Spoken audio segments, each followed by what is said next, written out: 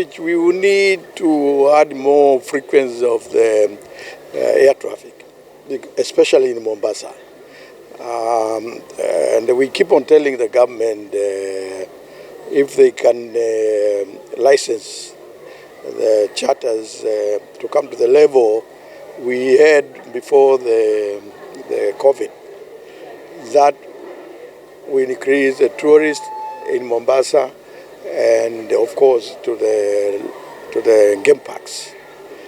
But with the slow phase they are doing and with the challenge, that's why you find a small country, a small island like Zanzibar is getting 3 times more than what we are getting. And you have heard here saying that we have the same, we are in the same region. So there is no reason why we should not be doing even better than Zanzibar, because we are older in this business than them. All what I'm saying, let's sit down and see that we don't affect our businesses. Not only tourism alone, other people are also suffering. I'm quite sure most of my members are suffering. So, yeah, stability is what we want. And Kenya is a great country. We should not do anything to spoil it. And the peace is what we are looking. But when you look at the theme of the symposium, be towards 5 million, we are asking ourselves, how do we get to this number? And what are the drivers? What are the either product drivers and enablers? And one of the product drivers is conference, meetings, incentives, conferences, and exhibitions. That is one area that can really drive our numbers to 5 million. If you look at what's happening now in the county of Mombasa at this particular time, there are so many meetings going on. We have this KAHC Symposium, which brings about 250 people to Mombasa. We have the Caterers Congress, which brings another 150 people. We have teachers here, we have accountants. All these are coming to meet locally.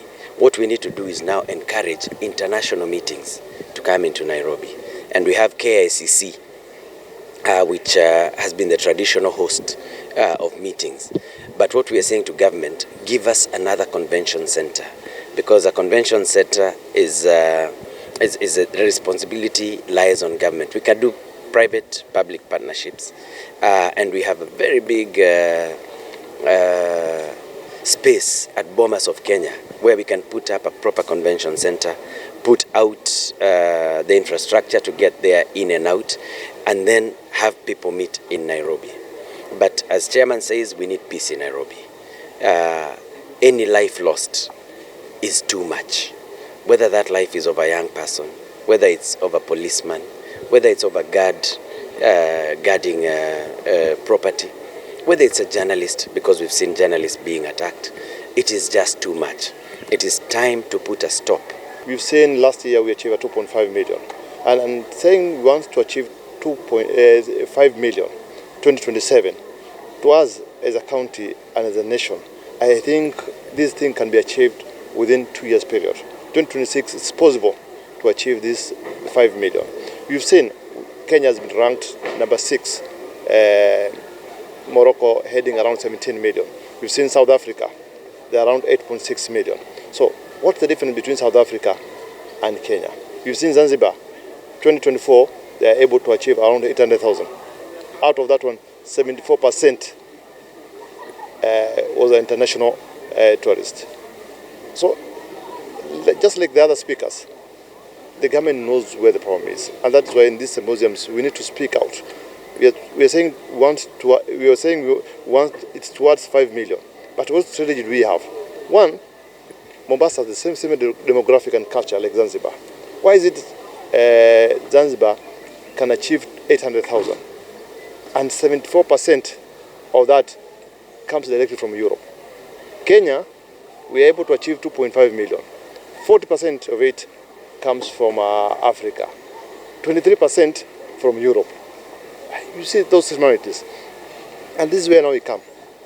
One thing after these symposiums we need to discuss with the national government, state actors, that we have been talking about this open sky policy. We've seen it has worked in Zanzibar. Zanzibar has the same demographic and culture like Mombasa. Why is it that it cannot work in Mombasa?